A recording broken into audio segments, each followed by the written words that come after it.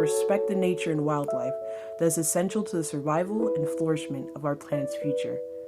Like Ecuador, we can still advocate for change in our own systems, making progress towards a world that connects us to Pachamama.